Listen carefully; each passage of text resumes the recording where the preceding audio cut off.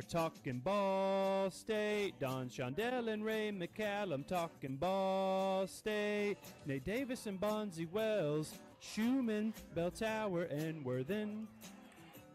Fans all over from Muncie to Berlin. Getting Concannons, Carters, and Greeks.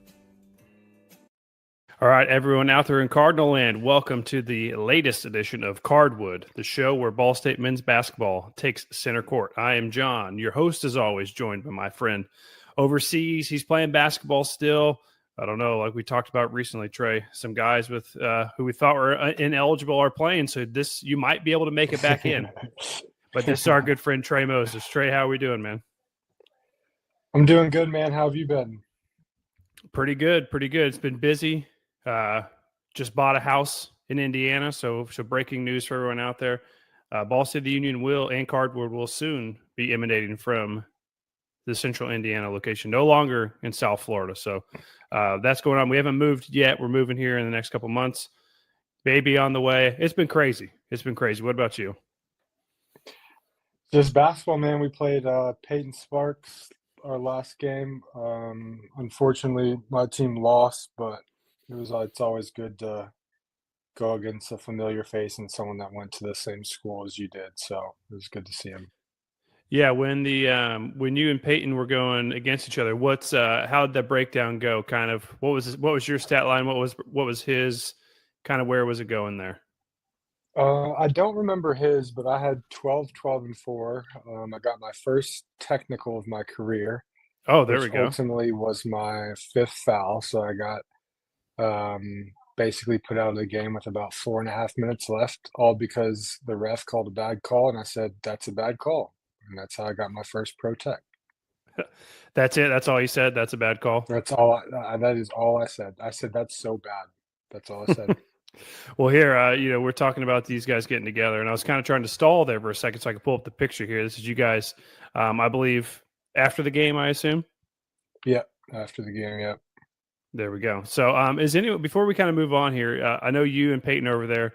Is there anybody else playing over there or anywhere that you know of right now professionally from Ball State? Obviously, we know we don't have anybody in the NBA or the G League, but anywhere else professionally that you're aware of? So Taylor Persons is still playing. He's in Poland, I believe. Josh Thompson, can't remember where he's at. Ishmael Elamine. I think that's it. Okay. Handful of them out there. And is Peyton the only one that you would potentially play, or could you play anybody else? This year, Peyton's the only one I could play. I played against Taylor our first year, which that was fun. But this year, only Peyton. So hopefully, we can continue to get more Cardinals out in the pro world. There we go. Yeah, I love it. So, hey, before we move on, I know it's been an exciting time, which is a change of pace here for Ball State men's basketball. But before we go on to that, we'll let everybody know. Make sure, if you're a fan of the show, if you haven't already, hit that subscribe button there on YouTube and leave a comment, leave a like. It really helps kind of push the algorithm out, so more people out there looking for Ball State stuff will be able to be one of the first things that they jump up there and see. So, Trey, maybe we'll have to do some sort of giveaway or something at some point for the channel.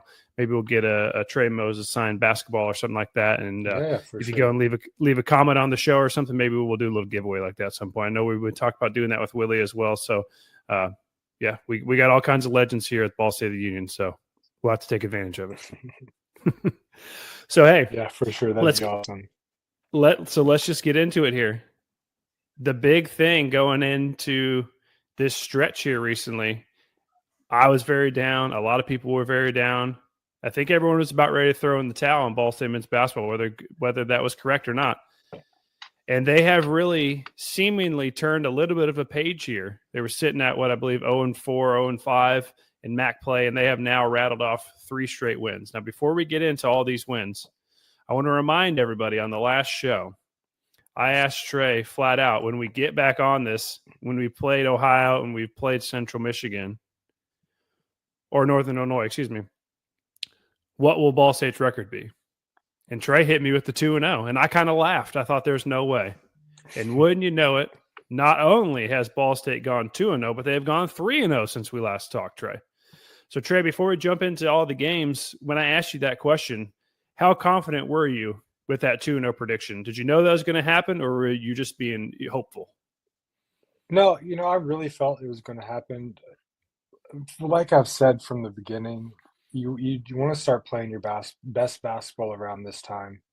The last few games heading into start of February going into March. So when you're getting into conference tournament time, you're really clicking. Although we didn't start how we really wanted to, starting off 0-4.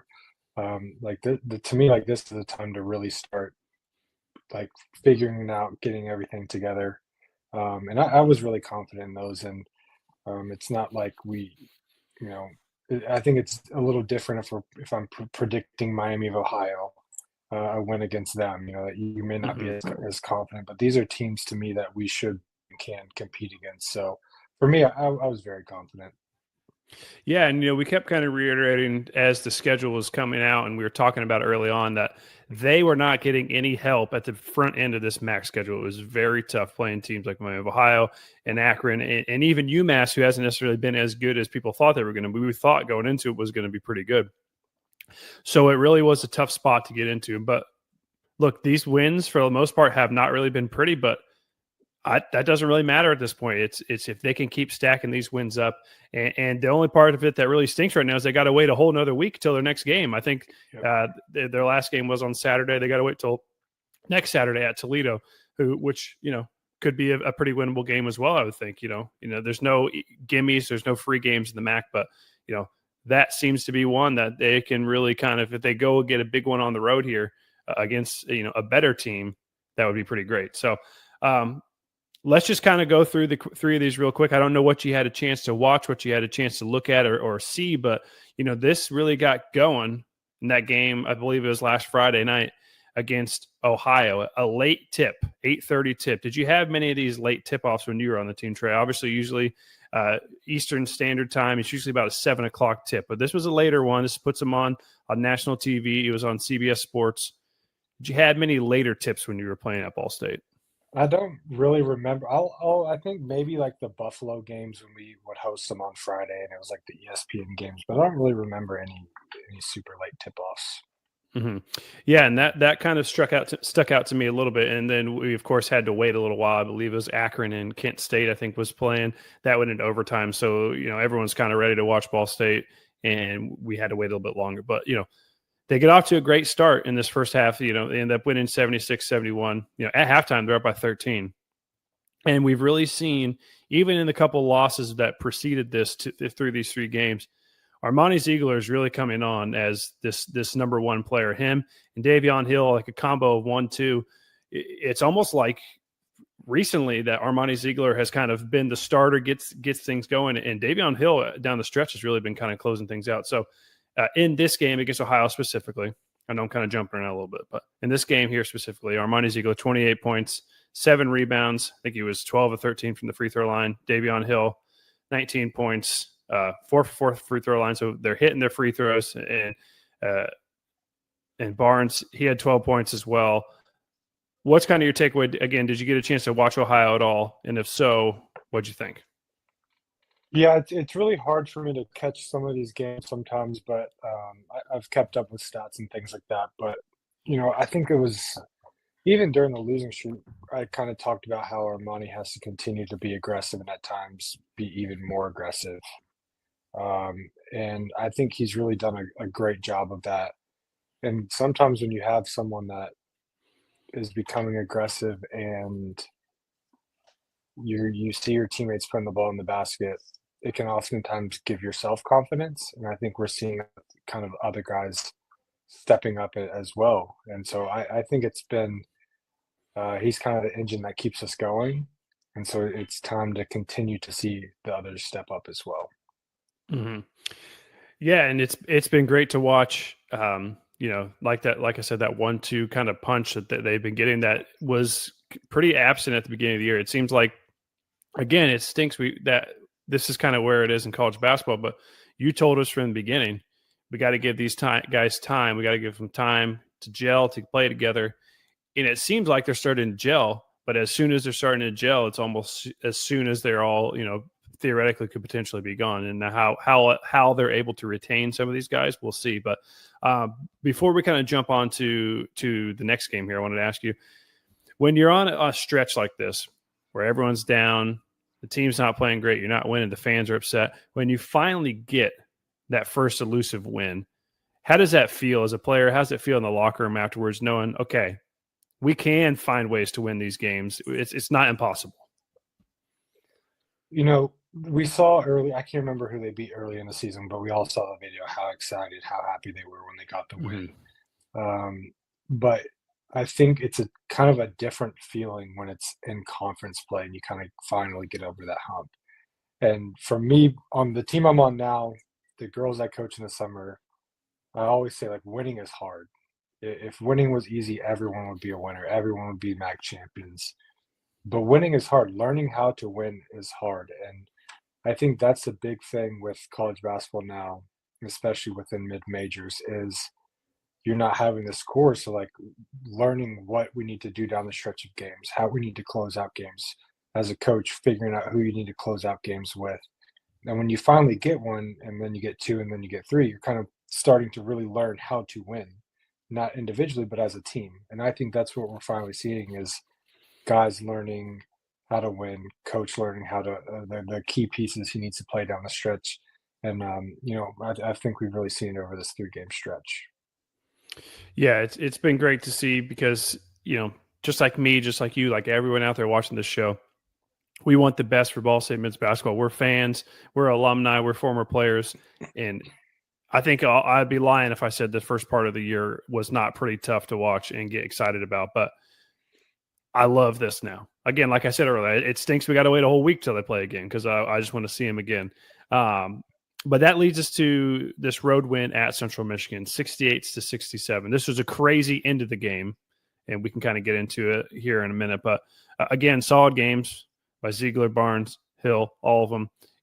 Central Michigan shot the ball, it seems, a lot better than Ball State did, but we were able to find a way to kind of get the win in there. I think we forced a decent amount of turnovers in this game. I feel like we've been doing that a little bit more on this stretch here, forcing turnovers more as opposed to turning the ball over. And then there was a crazy stretch down at the end where they inbounded the ball, they stole it, tried to shoot it. Someone knocked it down to the end of the court. It ended up, the time expired before. It was just kind of a crazy back and forth at the end. What do you think about the Central Michigan game? Winning on the road is even harder than winning at home. But this was, if you had to circle a team that you want to see right at this time on the road, Central Michigan would probably be the other team kind of at the bottom of the standings here. Yeah, I would say winning at Central Michigan is probably one of the tougher places to get a win at. Central, Western, and probably Buffalo were probably the 3 toughest when I played. But, you talked about the turnover aspect, and I think that's been a big thing for us this year is we haven't really turned the ball over too much. We only had 5 this game. Like, that's when you're looking at how to win games, like that aspect is probably the biggest, is your ability to limit turnovers, but also force them on the other end. And I feel like we've done that really well these last few games. And for the majority of the year, shots still aren't falling as much as we probably would like. And hopefully that continues to, we figure out a way to continue to try to bring that up. But, as long as you can continue to win the turnover battle, I think that's a big aspect for this team specifically. Mm-hmm. And I kind of mentioned it before when we first got into talking about this 3-game winning streak here. Because now I say anything after 2 games, once you hit 3 games in a row, that's a streak. We're officially on a streak now, I would say. So once this streak has started, these games have not been the prettiest.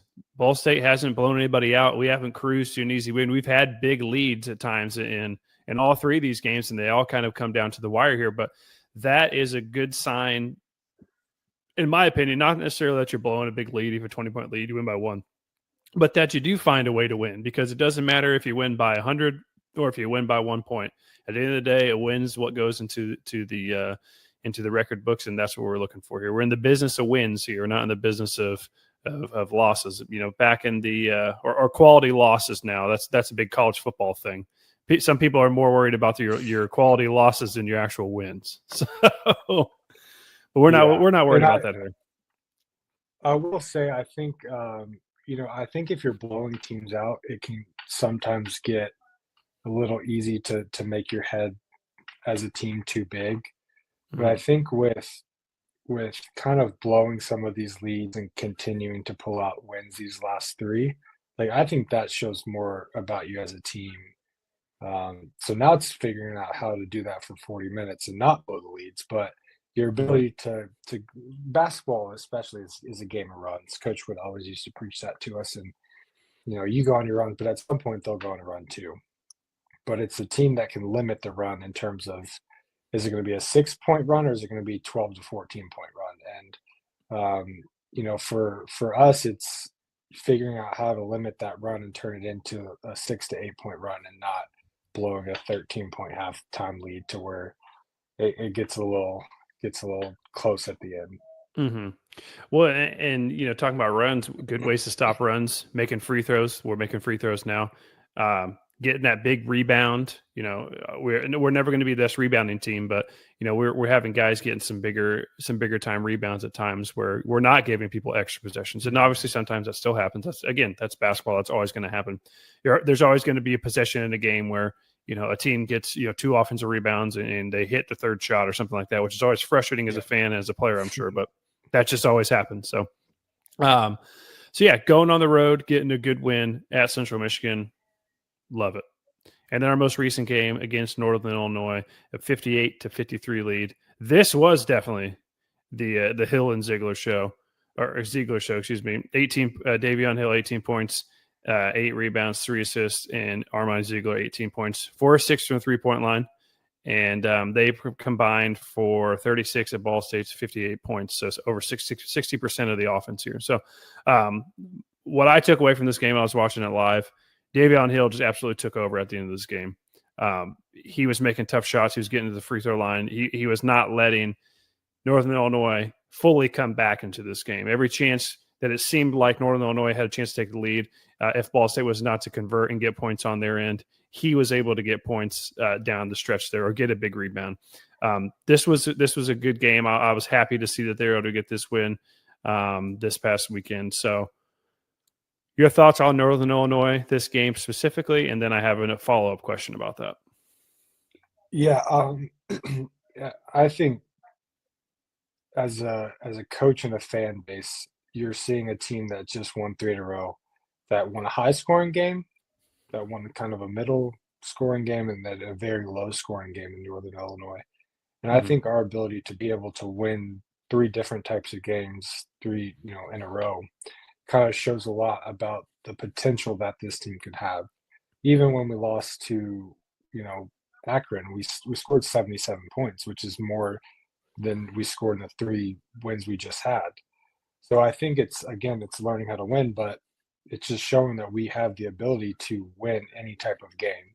And so that should give you confidence as a coach and as a player that you can win the pretty games where every basket's going in, but you can also win the really, really ugly ones where you can't really seem to buy a basket, but defense ultimately ends up winning you the game. Mm-hmm. Yeah, and I like that they're winning these close games. Everything you just said, I would like to see us blow somebody out, though. That would be nice. Yes. That would be awesome. If we could do that and the MAC at this point, that would be great. So I wanted to ask you another question about Northern Illinois, because obviously a lot of people who are watching this are football fans as well. Obviously, the big rival for Ball State football is Northern Illinois. They're leaving the conference here. We have one more game against them still this year in men's basketball. From your perspective as a player, was the rivalry with football in Northern Illinois, did that translate over to basketball as well? Because I never felt like Northern Illinois is like a huge rival in basketball like it was in football. What's your take on that? Am I onto something there, or was there a rivalry that you guys felt just because it was Northern Illinois? No, I mean, respectfully, I feel like we always beat Northern Illinois. So to me, that wasn't really ever a rival. I feel like the team for just through my 4 years was Toledo. I feel like even though I say it's a rival, but I feel like our team always got the best of them over my 4 years. But at the end of the day, no, like we truly did not like each other. And for me, that's the kind of the team that I looked at as being our rival. I mean, both in the MAC West, every year in non-conference, you're hearing, oh, how great this Toledo team is. They're 14-0, whatever, going into conference play, but they're not playing anyone, and good for them.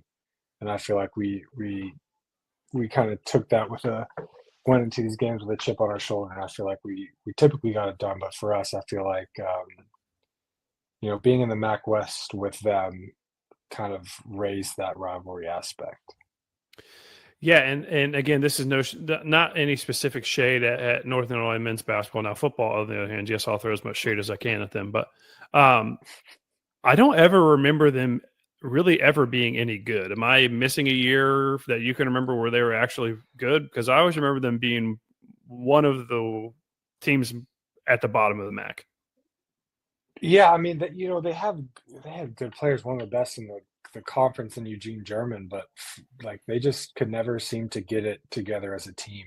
And for us, like not that we ever overlooked these teams because, like I said, anyone can win in the MAC, but for us, I don't know. I feel like we never really struggled with Northern Illinois. Mm-hmm. Yeah, I don't recall it ever either. So. Okay, so one we couldn't get it done in football, but we do have one more game against women's basketball. So hopefully we'll win that later on in this year. I believe it's either the last or second to last game on the schedule down toward the end. So you're talking about Toledo. That is actually going to be our next game here next Saturday. I believe it's at Toledo is the next game. Yes, ESPN Plus at 12:00 on the 31st. So you're talking about the rivalry you felt between Ball State and Toledo. Going into this game next week, Ball State's on a 3-game winning streak.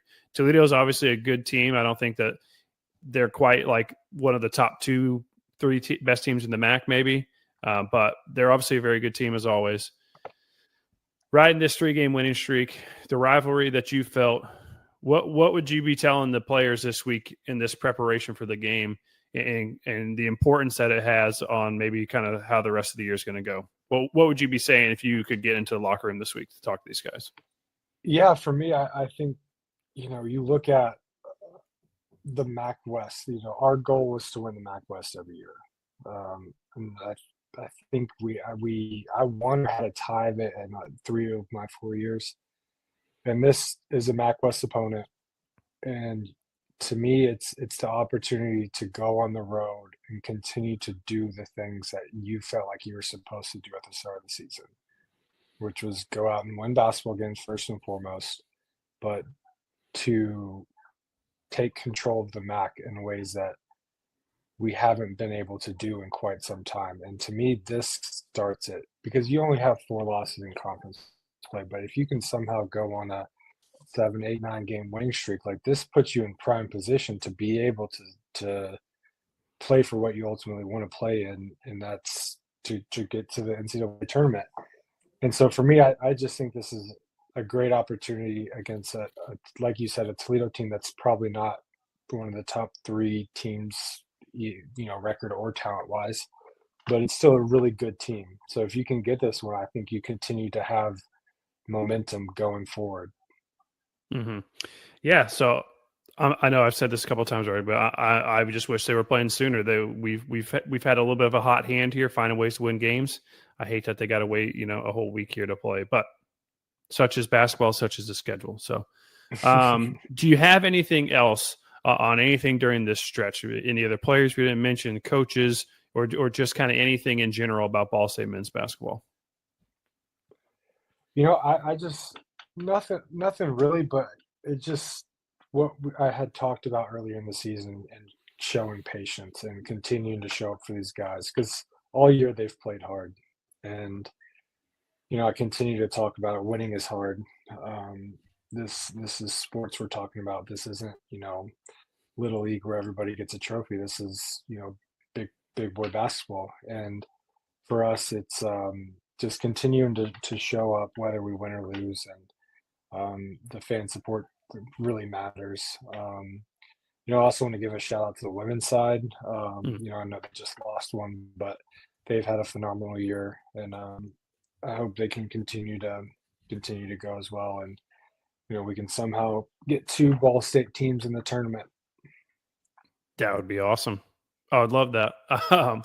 So before we wrap up, I got a couple other things I wanted to talk to you more about, just kind of college basketball in general. And I kind of alluded to it right when we first started, but we have talked at length at times about this new wave of almost mid-season, free agency kind of thing, and talking about guys from the G League and guys from overseas joining. And we actually saw somebody from the G League play in a game this weekend. This was between Tennessee and Alabama. So I guess first, Trey, just I know you said it before, but for the people who maybe have missed, what's kind of your overall take on what's happening with this and having professional players come down and play in the college ranks? I think it's a joke. I think for players' sake, like if I had the ability and opportunity to do it, I would take it. And if I'm a coach and I can say like I can get a professional player mid-season to come join my team, why would I not take that? So Mm-hmm. you want to, everybody wants to be mad at the coach until it's your team that does it. Then you're like, hey, like, this could give us a chance to win, especially when you're looking at the Alabamas, Kentucky's. Kentucky hasn't done it, but Alabama's, all these bigger schools that are really competing to win a national championship. You want every advantage you can get. And if even if you were to get that pro player on your team and he doesn't play a single minute, that's keeping other teams from getting that pro player. Mm-hmm. And so for me, I personally think it's a joke just from the NCAA's point of view. Like there's zero rules, but from a pure competitive standpoint, like I'm for it simply because it's a competitive advantage that as a team, as a coach, as a university, you probably want. Now, here's a question I have for you. From an ego standpoint, how do you feel if you do this and your team still loses? Yeah, I mean, I think you look at it 2 ways. The first is just saying, hey, like it was his first game, whatever. Just True. and obviously you're playing like Tennessee's a good team, Mm-hmm. so it's not like you're playing the bottom of the barrel, um, but I just think from everybody else, they're going to make fun of you and kind of Yes. laugh at you for not being able to get it done. But I obviously got to play against Nate Oates for 4 years, and he's a phenomenal coach, and so I'm sure he'll figure it out. Now, Trey, have you confirmed that you have no eligibility left, or are we just assuming you don't? Because in this day and age, there might be some weird waiver you might be able to sign. I haven't confirmed, but if I would love to figure out a way for me to come back. I would love to be, and I'd come back to Ball State for free just for the educational wise. Like all I got to do is pay. If I got to take classes and they pay for it, I don't need NIL. I'm good. I'll just come back and play. I like it. Okay. Anything else college basketball wise? No, I don't think so. I think there's a big college basketball slate tonight. I think there's a lot of big games, so I'm excited to. I won't be able to watch; it's a little too late for me. But I'm excited Mm-hmm. to catch up. And like you said, I hate that Ball State doesn't play for a week, but I also think it gives them an opportunity to just continue to get healthy and find their rhythm in practice. Yeah, I know you're a big Louisville fan. We got Duke Louisville tonight, and we got Arizona at BYU. So some big time players for the NBA draft this open year, and obviously big time teams. If you had to pick right now, if I said Trey, you can't do anything until you give me your national champion pick. Who would you pick be right now, late January for the national championship this year? I think my pick would be Kansas. Okay. I think that Darren Peterson's best the best guard on the best team, and I think a guard will take you farther than like AJ will be able to take BYU. Yeah, true.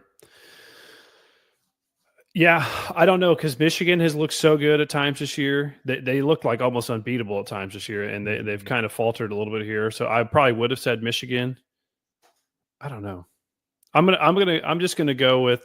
I love the Big East. I'm gonna go UConn, just But see, because. this is Yeah, sorry, go ahead.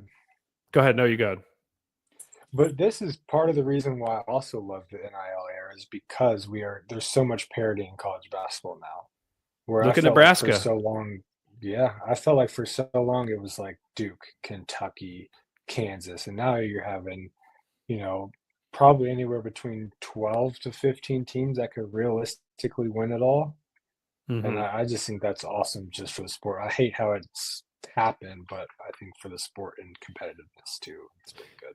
If I'm looking right now at the top 13, ranked in the top 13, so that goes from Arizona down to BYU. Everyone has 3 losses or less, except for Texas Tech, who has 4, who also is a very good team. So, yeah, you see a couple 20-0 teams and teams with 1 losses, but usually when you get down to 13, 14, there's a big drop off. But I mean, I think Purdue is 12th or something like right now. You're telling me if someone gave you really good odds on Purdue to win it all, they're not playing the best right now, but that wouldn't be crazy. BYU, I think, is 13th. So there is a lot more teams usually than it seems like. Yeah. I But think you like I hit that look one on at the head. even like Louisville and Kentucky, like Louisville's out without Mikhail Brown for like the last 5 or 6 games. Kentucky obviously didn't start well, but they've been playing really well. Like I just think this is an exciting time to be a college basketball fan. Mm-hmm. And March will be here before you know it. So, all right, Trey. Last thing before we wrap this up here. I know you're a Louisville guy. I'm from Indianapolis. We got a crazy snowstorm going on right up there right now. And funny enough, the day that we closed on our house down in the south side of Indianapolis, we got like over a foot of snow. Have you checked in with your people down there in Louisville? Is everyone doing good? And how are they dealing with this? I know Kentucky is the South, but it's still pretty north, so you're not immune to snow. How's everyone handling the weather right there? Yeah, I mean everyone's doing fine. I know I'm in like the family group chat and they're talking about generators and stuff like that and asking me how the weather's here. I'm like, it's cold, but it's not that cold. So they're all a little jealous about me not having to deal with all the snow. But everyone's doing good, man. And you know, I don't really know how to feel about it, but some people are happy that they're off work. And my best friend's a teacher, and he was happy he didn't have to go teach. Yeah, But I think at the end of the day, it's yeah, it is what it is. yeah. Nature happens a lot of the times. Hey, if anyone wants to be mad at anyone, be mad at me. It was 85 degrees here yesterday, and I'm moving away. Yeah, that's. I'm happy for you, but I don't know that I can do that, man. Yeah. So, all right, Trey. Any last words for the fans out there before we sign off here? Nope, but well, yes, I guess, but I think that we beat Toledo next Saturday. That was going to be my last question. Was how many? Can I get a 13-0 out of you here? Can we win the next 13 games? I don't know the next 13, but I know we'll win the next one, and my prediction is we're going to win 82-75. Okay, we heard it here first. I'll have this ready to go just in case that happens. All right. Would be crazy. Perfect.